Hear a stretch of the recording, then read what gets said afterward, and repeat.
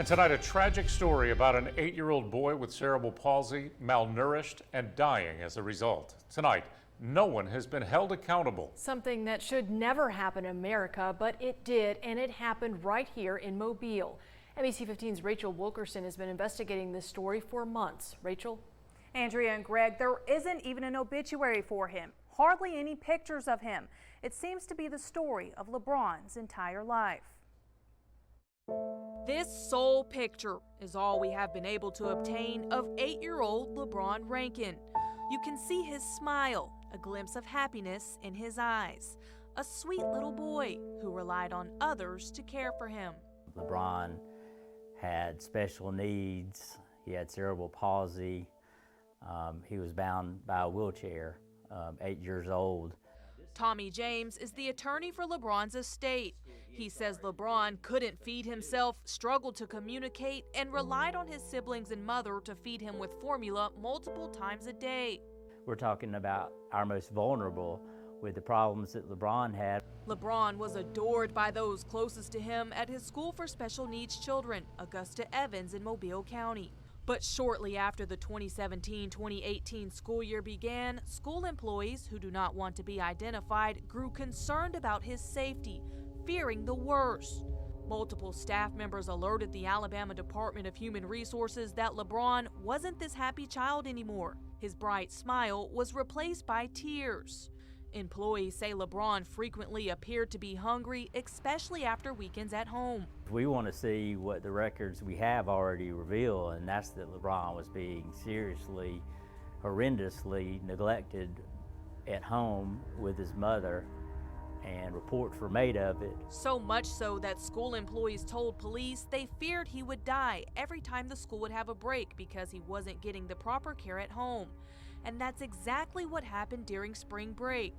On April 6, 2018, Lebrawn's 12-year-old brother found him lying on a mattress in just his diaper and t-shirt, not breathing, according to the police report.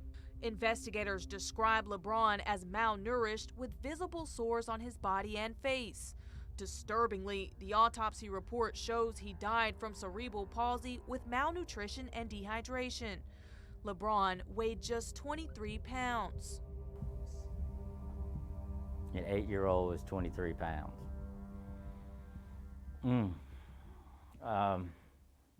The medical examiner classified Lebrawn's manner of death as undetermined, but noted neglect may have played a role. James says Lebrawn's death could have been prevented, and those who were supposed to protect him at home and on the state level failed and are still failing him. No one has been held accountable. It's appalling. It just should have never happened.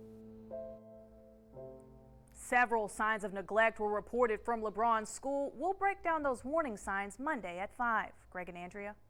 Tonight, new information into the death of Lebrawn Rankin in tonight's NBC 15 News Reality Check. Lebrawn is the 8-year-old special needs child we introduced you to last week. Yeah, he died in April of 2018. The medical examiner said his cerebral palsy and malnutrition contributed to his death. He weighed just 23 pounds when he died. Imagine 8 years old and just 23 pounds. Before Lebrawn died, some of his teachers brought their concerns to the state. Those concerns are documented. Tonight, NBC 15's Rachel Wilkerson has uncovered warning signs. School employees noticed that he was on the verge of dying. Rachel? Andrea and Greg, school employees told police they thought Lebrawn would die if DHR didn't intervene. Sadly, that's exactly what happened. Augusta Evans School is the only special needs school in the Mobile County Public School System. It's the school 8-year-old Lebrawn Rankin attended. Lebrawn needed a lot of care and help. His family tells NBC 15 News he suffered from cerebral palsy and frequent seizures. He was confined to a wheelchair, couldn't feed himself, and struggled to communicate. When he died April 6, 2018, the medical examiner says Lebrawn weighed just 23 pounds. I can't imagine the pain in an 8-year-old child weighing 23 pounds. Tommy James represents Lebrawn's estate. He and others feel Lebrawn's death should have been prevented. NBC 15 News obtained police documents showing months before his death there were warning signs. The documents reveal a school employee told police they noticed in August 2017 Lebrawn had an odor when he got to school, and they would bathe him 3 days a week. In September, the police report says, quote, he had ringworm all over his body. According to the documents, it was after Thanksgiving break that several school workers told police they noticed Lebrawn began losing weight and was crying when he came to school, appearing to be hungry from, quote, not eating enough over the weekend when he was at home. Another red flag, dirty diapers. In December, the report says an employee started marking his diaper with the L for Lebrawn to see if it was being changed frequently. And then they'd get him back at school on a Monday and he still had that same diaper on. That employee told police Lebrawn returned to school with the same diaper at least 3 times a week and over the weekend, and that this went on for 6 months. The report says when school workers confronted Lebrawn's mother, Zedra Rankin, she allegedly said he was soiling them on the bus. After Christmas break, a third teacher notices Lebrawn losing weight and is fussy. In February, that teacher notices sores on Lebrawn's body and sends a form home for Lebrawn's mother to sign. School employees told police they filed a DHR complaint February 5th due to significant weight loss. This police document quotes a school employee saying DHR was not taking Lebrawn's case seriously because Lebrawn kept coming to school in the same physical state than when it was reported. A second DHR complaint was filed more than 2 weeks later, February 21st. James says teachers were crying out for help.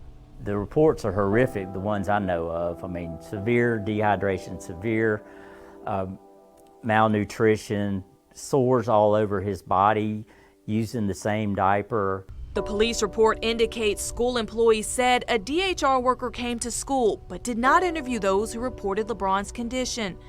In March, Lebrawn gets worse. Teachers notice rashes, body sores, and Lebrawn acting lethargic. In the last week of March, just before spring break, employees tell police they feared Lebrawn was going to die. April 6th, on the last day of spring break 2018, their fear became a reality. Lebrawn was found lying on his mattress in his diaper and t-shirt, not breathing. EMTs who picked him up noted patient presents extremely emaciated with all bony points clearly visible. And that patient is extremely petite for his age. A helpless child, dead. Now attorney Tommy James is fighting for Lebrawn, suing the boy's mother and DHR. It's sickening. He died needlessly because DHR didn't do their job. We know DHR came to the school at one point and visited Lebrawn's home. Tomorrow we'll tell you how long it actually took before they showed up. Greg? Rachel, thanks. NBC 15 News is dedicated to uncovering all the facts in this story. For more on our exclusive investigation, head over to our website, mynbc15.com, and click the Reality Check tab. An NBC 15 Reality Check, the death of Lebrawn Rankin. The 8-year-old boy died in April 2018 due to cerebral palsy, malnutrition, and dehydration, according to the medical examiner. We've already uncovered warnings from his teachers about Lebrawn's failing health and have shown you the state investigated the complaints but did not find evidence of neglect. Tonight, NBC 15's Rachel Wilkerson investigates what happened the day Lebrawn died. Kim, Lebrawn's family told police they interacted with him the morning of his death. Our review of police files indicate that timeline doesn't add up. April 6, 2018, 12:48 p.m.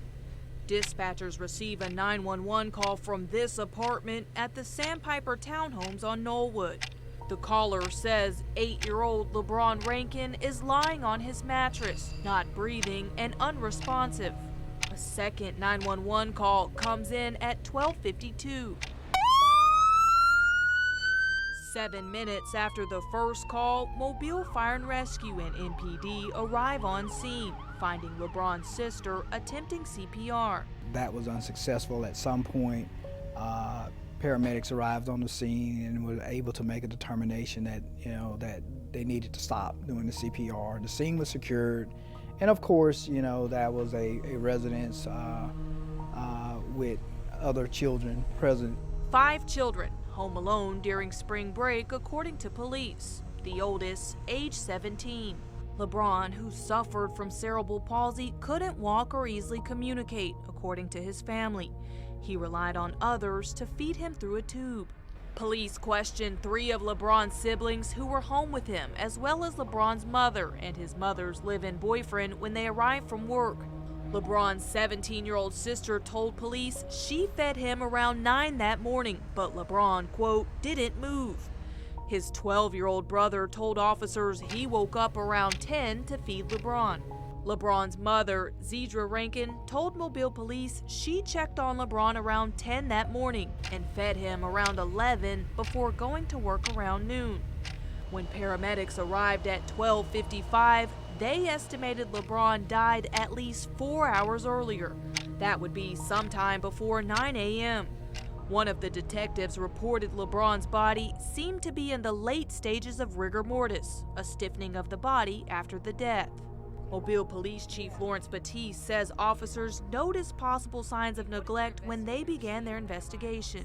They saw a very frail, what looked to be somewhat emaciated young man, and so just based off those things there, they just felt like that they needed to make sure they secured and treated as if though it was a homicide scene.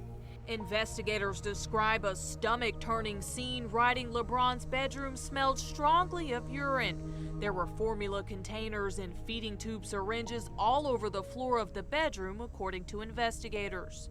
The police report says the floor was covered with apparently unwashed clothes and food boxes. On Lebrawn's bed, police found a soiled diaper. There appeared to be some level of neglect inside the home. Officers found cases of unopened formula for Lebrawn inside the apartment. The 8-year-old boy, who had no way to reach that food, weighed just 23 pounds when he died. The hospital alerted the district attorney's office about Lebrawn's condition. Tomorrow at 5, I'll let you know what DA Ashley Rich has to say as we continue our investigation into the death of Lebrawn Rankin. Kim? An NBC 15 reality check. Tonight we can report the Mobile County District Attorney's Office is investigating the death of Lebrawn Rankin. When he died 2 years ago, Lebrawn weighed just 23 pounds, according to the medical examiner. He was 8 years old.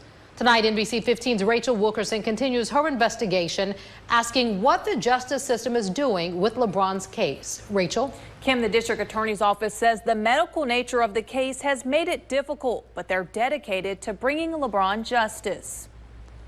This case is very disturbing. The condition of 8-year-old Lebrawn Rankin disturbs Mobile County District Attorney Ashley Rich. The veteran prosecutor has tackled some tough cases, but Lebrawn is one that sticks with her. When you're dealing with a child that suffered in the level of suffering that this child suffered, it's very, very difficult. When detectives discovered Lebrawn dead on a mattress with no sheets and box spring in April of 2018, they noted that Lebrawn's ribs were showing.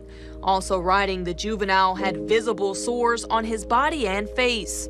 The EMTs who transported Lebrawn's body wrote he was extremely emaciated, with all bony points clearly visible.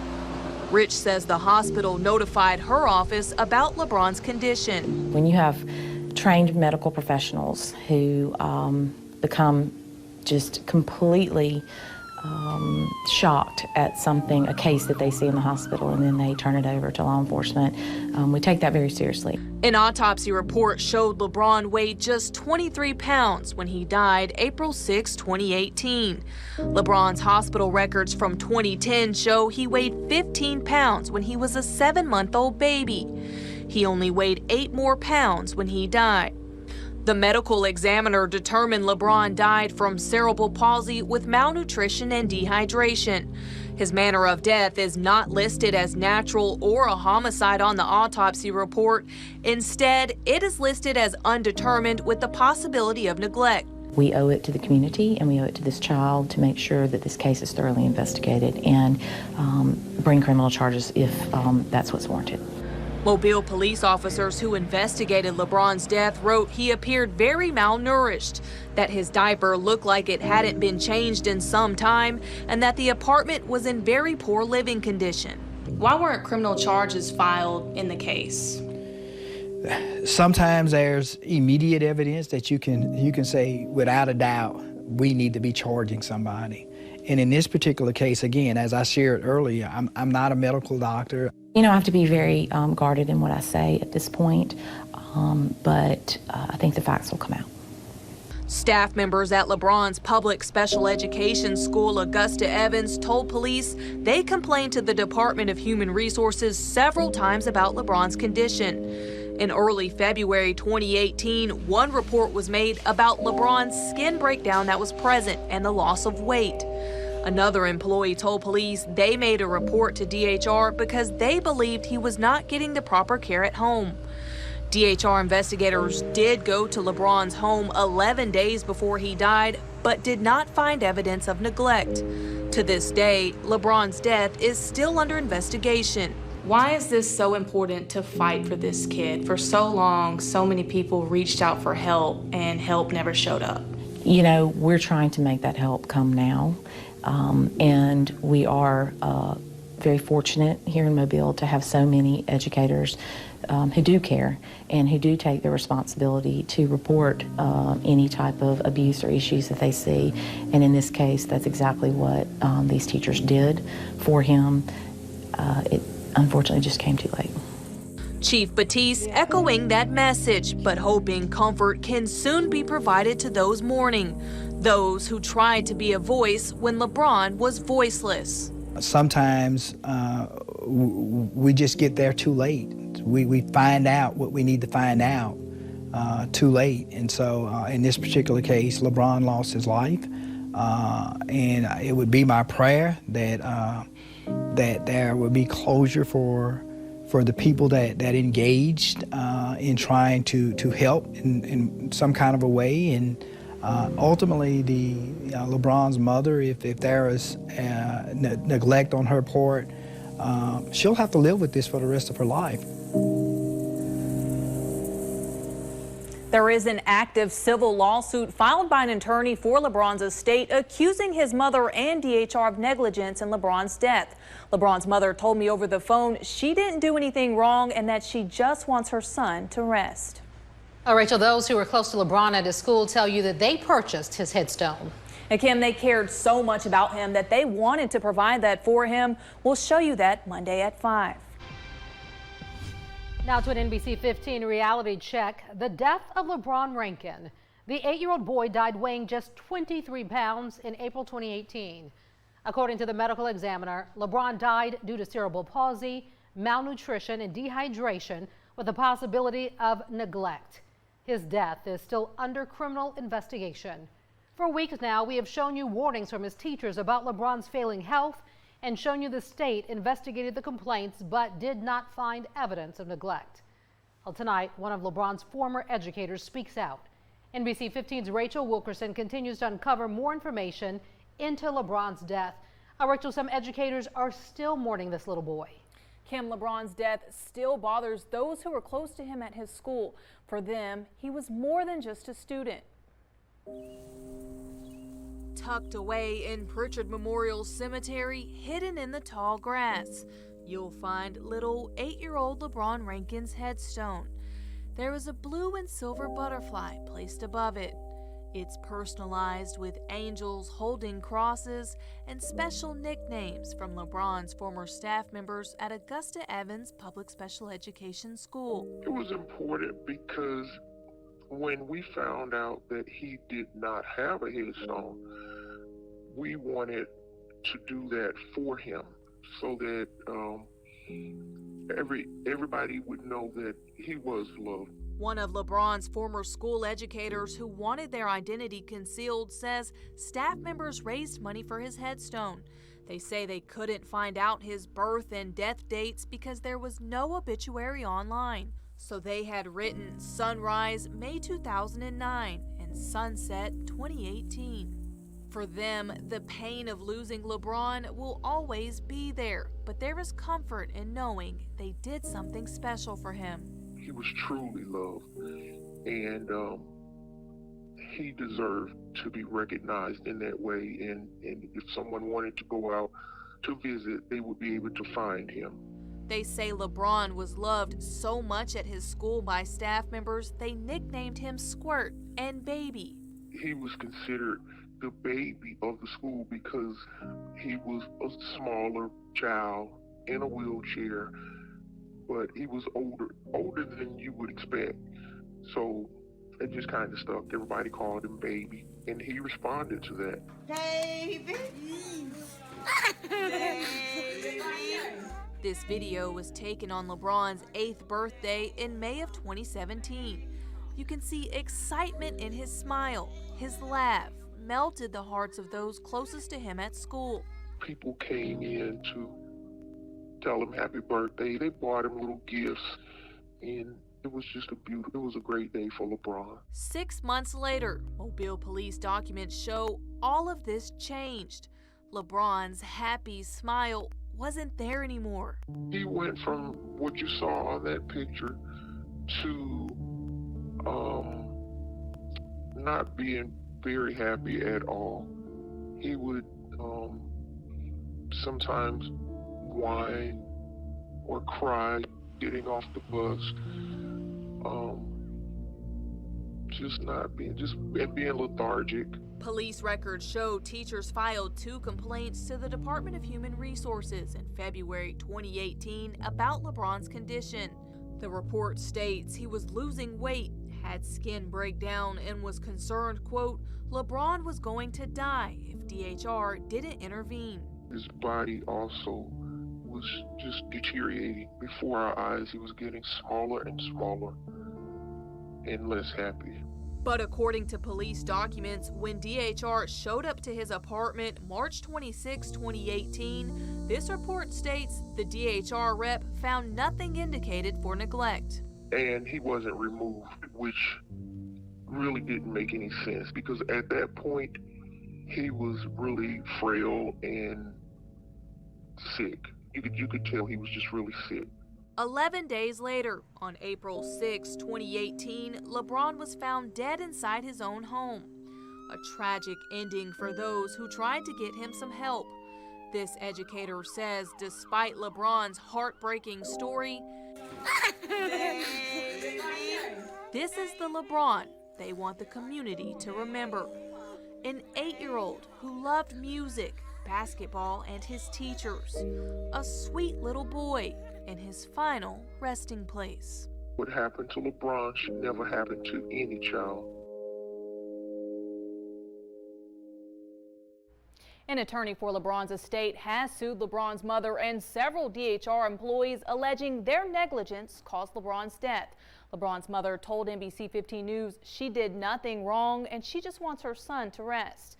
The DHR employees in court filings have either denied the allegations or argued they can't be sued while working for the state agency.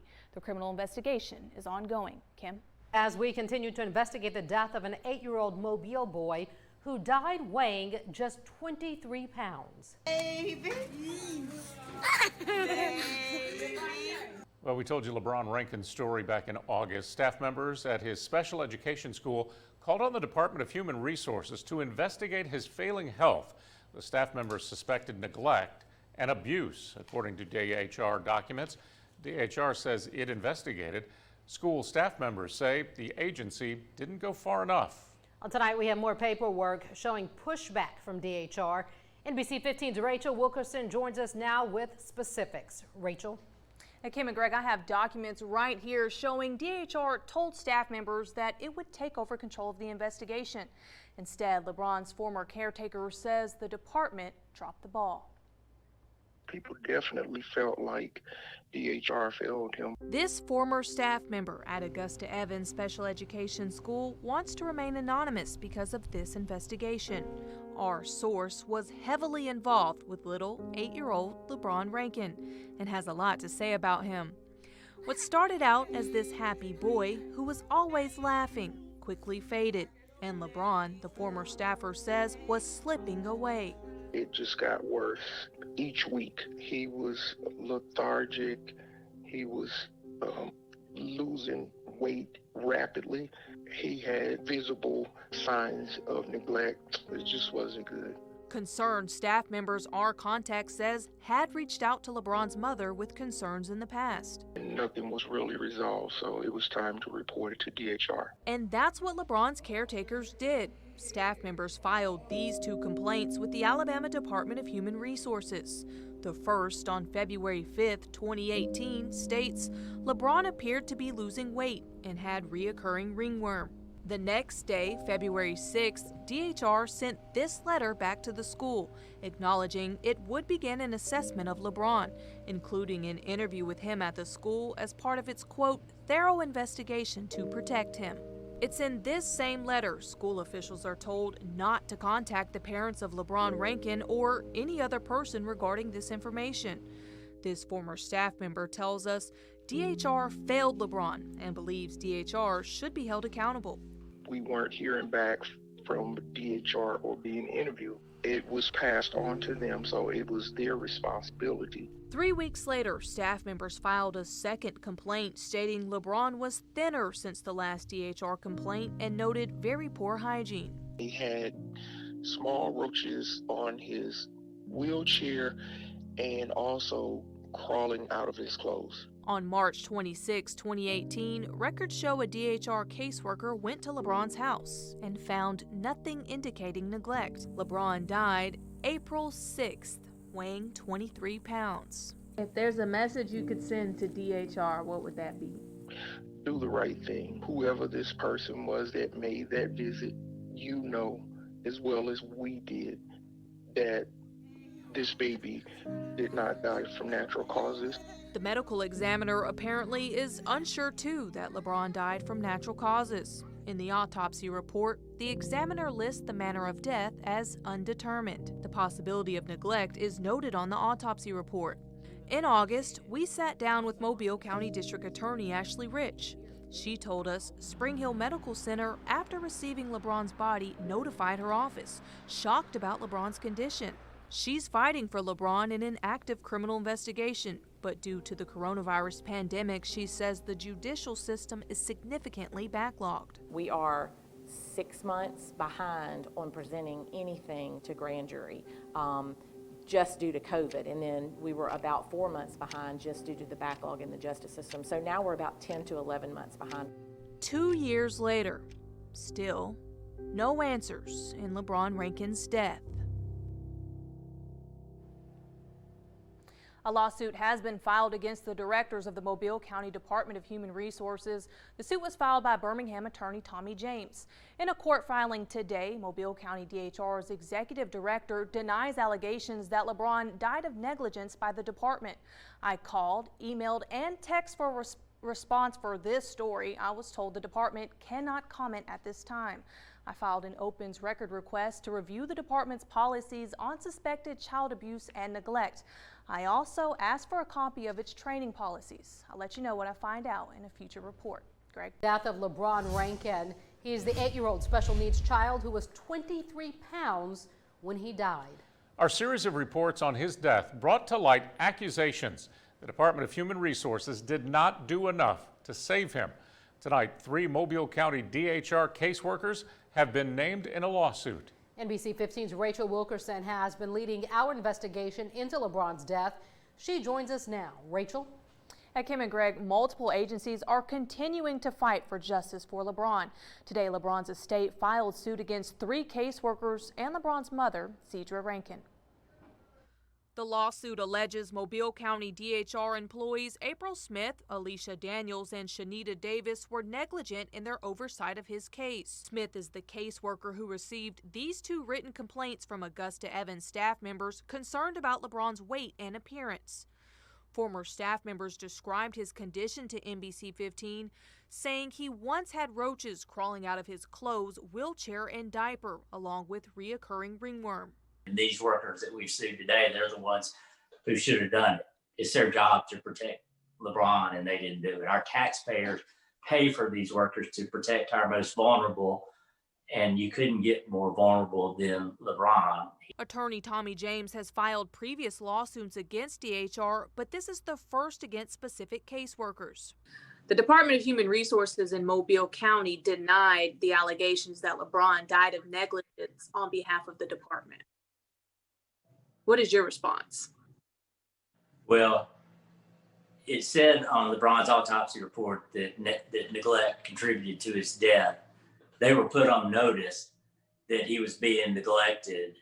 After receiving the complaints from staffers, DHR visited Lebrawn's home on March 26. The department didn't find evidence of neglect and closed the case. Lebrawn died 11 days after that visit. Mobile police described Lebrawn's living condition as very poor. Feces and blood smeared across the walls, filth, strong odor of urine, just horrible, filthy conditions he was living in. And they're saying they were out there a little over a couple of weeks before and didn't notice any of that. That's hard to believe. We went by Lebrawn's old apartment at Sandpiper Townhomes again today. 2 years later, his unit is still vacant. It's probably not suitable. Neighbors say the apartment is in bad shape. They say they haven't seen maintenance workers trying to fix it up either. The house looked like it was destroyed inside. It was pretty bad inside. So if they're gonna, I guess, rent it again, they're gonna have to remodel it or do a lot of things to it. James said he hopes to get this on a trial docket in 2021. Greg?